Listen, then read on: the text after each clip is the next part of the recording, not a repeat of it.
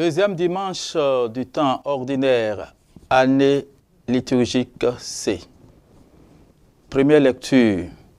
Lecture du livre d'Isaïe, chapitre 62, versets 1 à 5. Pour la cause de Sion, je ne me tairai pas, et pour Jérusalem, je n'aurai de cesse que sa justice ne paraisse dans la clarté, et son salut comme une torche qui brûle. Et les nations verront ta justice, tous les rois verront ta gloire. On te nommera d'un nom nouveau, que la bouche du Seigneur dictera. Tu seras une couronne brillante dans la main du Seigneur, un diadème royal entre les doigts de ton Dieu. On ne te dira plus délaissé. À ton pays, nul ne dira désolation. Toi, tu seras appelé ma préférence. Cette terre se nommera l'épousée. Car le Seigneur t'a préféré, et cette terre deviendra l'épousée. Comme un jeune homme épouse une vierge, ton bâtisseur t'épousera. Comme la jeune mariée fait la joie de son mari, tu seras la joie de ton Dieu. Parole du Seigneur. À cause de Sion, je ne me tairai pas. Pour Jérusalem, je n'aurai pas de cesse. Les nations verront ta justice, et tous les rois contempleront ta gloire. Ils t'appelleront d'un nom nouveau que le Seigneur t'aura donné. Fin de citation. La péricope qui nous a été proposée en méditation porte des perspectives qui nourrissent l'espoir dans les épreuves et dans les joies sombres et dans les jours sombres. De même, quand tout marche bien et nous sommes galvanisés par les espoirs terrestres, elle nous aide à nous détacher et à fixer le regard sur un horizon meilleur qui nous attend. De quoi s'agit-il concrètement dans la péricope? Dans l'histoire mouvementée des nations, la Bible nous montre la formation d'un petit peuple de peu d'apparence. À l'intérieur de ce peuple apparaît et s'affermit un groupe élu appelé le petit reste. Cette humble Jérusalem qui se relève à peine de ses ruines, c'est elle que le prophète regarde. Et voilà que la ville est transfigurée. La future Jérusalem, la cité bien-aimée de Dieu, est éclatante. Elle est comblée des richesses de Dieu. C'est là que se réaliseront tous les désirs d'une humanité purifiée et rassemblée dans la lumière divine, comme on peut le lire dans le 21e chapitre du livre de l'Apocalypse. Je cite, « On y apportera la gloire et la richesse des nations. Rien d'impur n'y entrera et pas un de ceux qui pratiquent l'abomination et le mensonge, sinon seulement ceux qui sont inscrits au livre de vie de l'agneau. » Apocalypse 21, les versets 26 et 27. Tous jouiront pleinement dans cette Jérusalem annoncée de tout ce qu'ils pouvaient désirer. Ces promesses sont déjà réalisées dans l'Église du Christ. C'est dans l'Église que les vraies richesses de l'humanité se trouvent. Foi, compréhension, fraternité, toutes ces vraies richesses trouvent dans l'Église leur maison. Jérusalem, la cité définitive des enfants de Dieu, l'épouse du Seigneur, est comblée de ses richesses et elle fait les délices de son Dieu.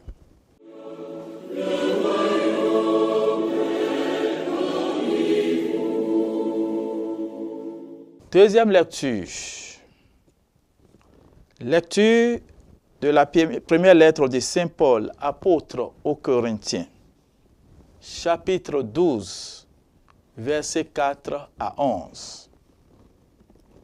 Frères, les dons de la grâce sont variés, mais c'est le même esprit. Les services sont variés, mais c'est le même Seigneur. Les activités sont variées, mais c'est le même Dieu qui agit en tout et en tous. À chacun est donnée la manifestation de l'Esprit en vue du bien.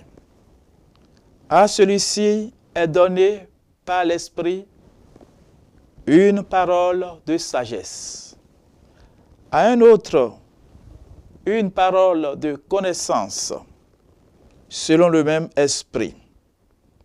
Un autre reçoit dans le même esprit un don de foi. Un autre encore dans l'unique esprit, les dons de guérison. À un autre est donné d'opérer des miracles. À un autre, de prophétiser. À un autre, de discerner les inspirations. À l'un de parler diverses langues mystérieuses, à l'autre de les interpréter. Mais celui qui agit en tout cela, c'est l'unique et même esprit. Il distribue ses dons comme il le veut à chacun en particulier. Parole du Seigneur.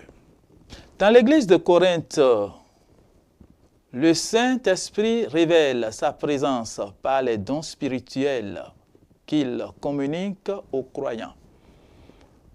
On peut en rester seulement au niveau de l'émerveillement lorsque, sous l'impulsion de l'Esprit, un membre de la communauté se met à louer Dieu dans une langue que personne ne comprend, ou bien si l'un ou l'autre dévoile par l'Esprit un message de Dieu concernant la communauté ou l'un de ses membres.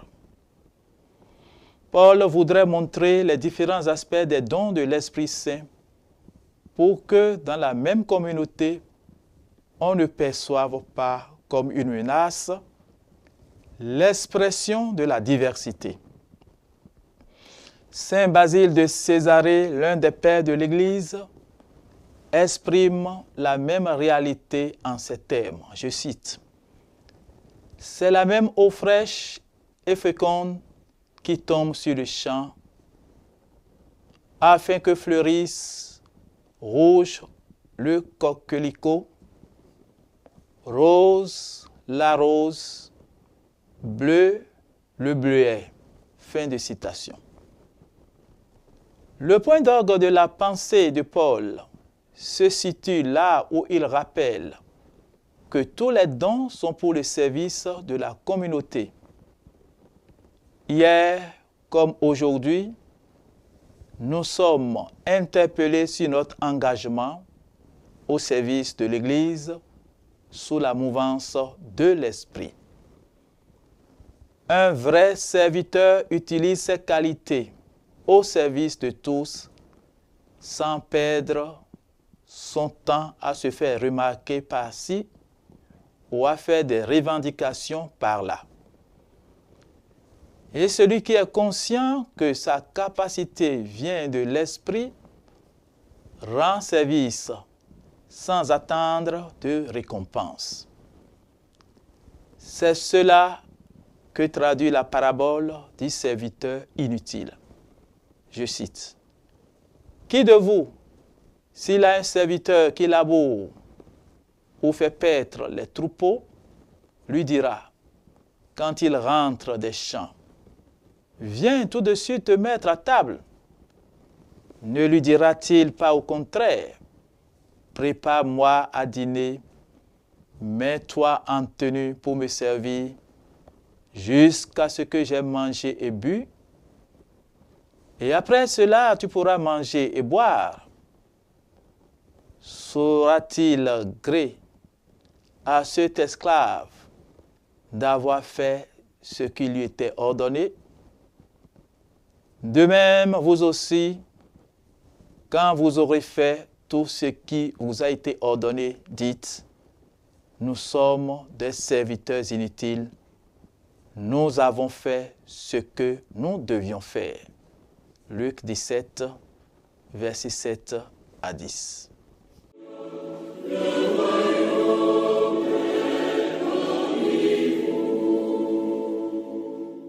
Évangile de Jésus-Christ selon Saint Jean. Chapitre 2, versets 1 à 11. En ce temps-là, il y eut un mariage à Cana de Galilée. La mère de Jésus était là. Jésus aussi avait été invité au mariage avec ses disciples. Or, on manqua de vin. La mère de Jésus lui dit, « Ils n'ont pas de vin. » Jésus lui répond, « Femme, que me veux-tu? Mon heure n'est pas encore venue. » Sa mère dit à ceux qui servaient, « Tout ce qu'il vous dira, faites-le. » Or, il y avait là 6 jarres de pierre pour les purifications rituelles des Juifs. Chacune contenait 2 à 3 mesures, c'est-à-dire environ 100 litres. Jésus dit à ceux qui servaient, « Remplissez d'eau les jarres. » Et ils les remplirent jusqu'au bord. Il leur dit, « Maintenant, puisez et portez-en au maître du repas. » Ils lui emportèrent et celui-ci goûta l'eau changée en vin. Il ne savait pas d'où venait ce vin, mais ceux qui servaient le savaient bien, eux qui avaient puisé l'eau.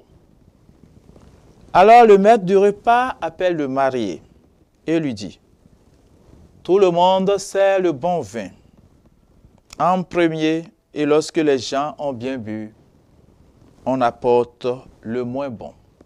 Mais toi, tu as gardé le bon vin jusqu'à maintenant. » Tel fut le commencement des signes que Jésus accomplit. C'était à Cana de Galilée. Il manifesta sa gloire et ses disciples crurent en lui. Parole du Seigneur Tout-Puissant. Acclamons la parole de Dieu. Les noces de Cana. Le dimanche dernier, la célébration du baptême du Seigneur nous a fait franchir la dernière étape qui conclut le temps de Noël. Ce baptême se justifiait seulement par les généalogies de Luc qui présentaient Jésus comme le fils d'Adam, mais aussi comme le Fils de Dieu. Luc 3, verset 38. En lui, l'humanité, réconciliée avec la divinité, célèbre les noces de la nouvelle alliance rendues possibles par le fiat de Marie, sans lequel le divin ne pourra jamais prendre chair et habiter parmi nous. Le Fils de Dieu a rendu l'humanité capable de recevoir l'Esprit de Dieu.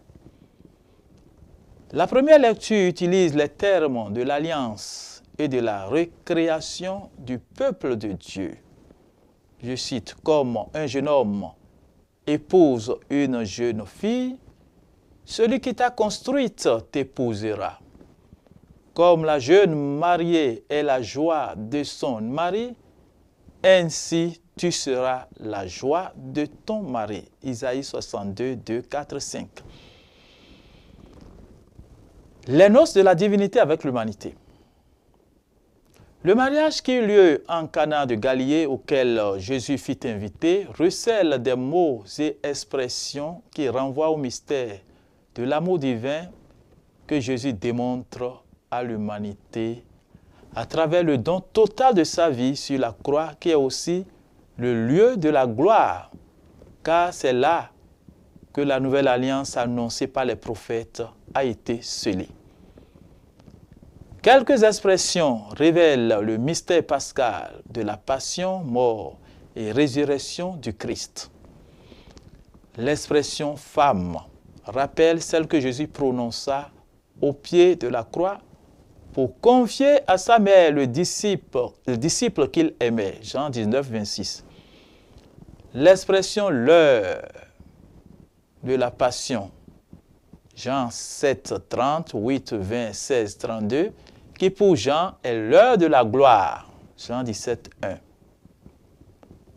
Le troisième jour, qui est un rappel de la résurrection, est le sommet du mystère pascal où l'Église, communauté des sauvés, resplendissante de la gloire de son époux divin, entre en alliance indissoluble avec lui. L'amour de Dieu manifesté en Jésus-Christ au peuple de la nouvelle alliance est comparable au vin qui comble et réjouit le cœur, transforme l'humanité en la divinisant. Du vin qui manque au vin qui coule à profusion.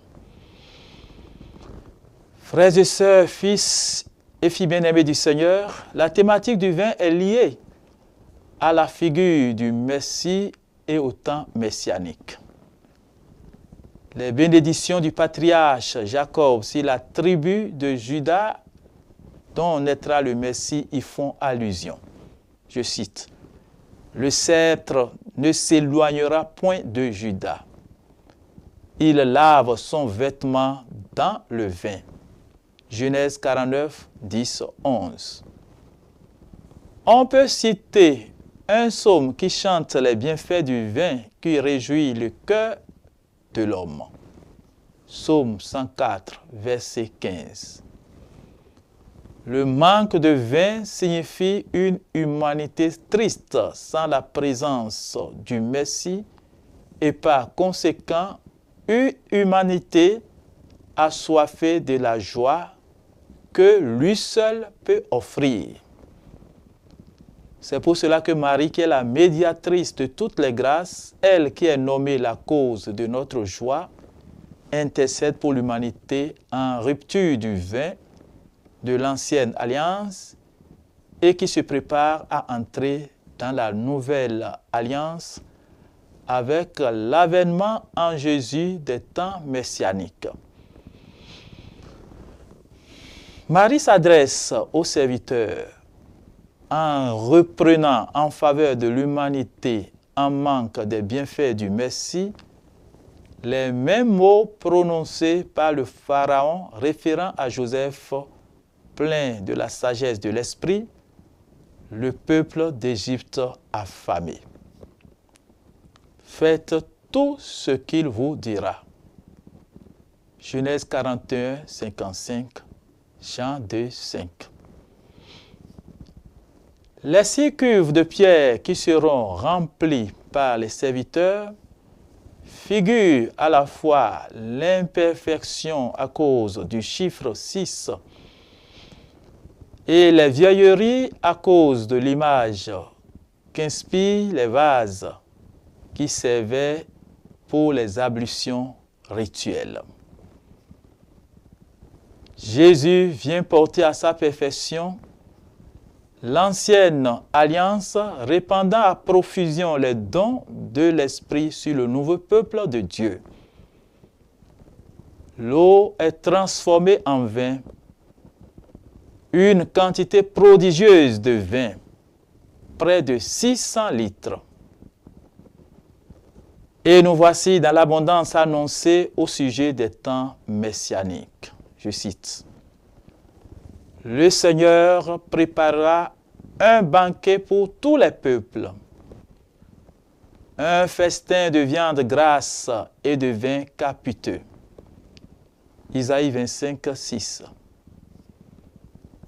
Ce vin renvoie à celui du dernier repas où le vin transformé en son sang sera le signe permanent de l'amour qui sauve l'humanité. Explorons maintenant notre vie. Marie est cette figure irréductible qui sait parler à son Fils. Quelle place a-t-elle dans ma vie? Méditons cette phrase. Faites tout ce qu'il vous dira. Genèse 41, 55, Jean 2, 5.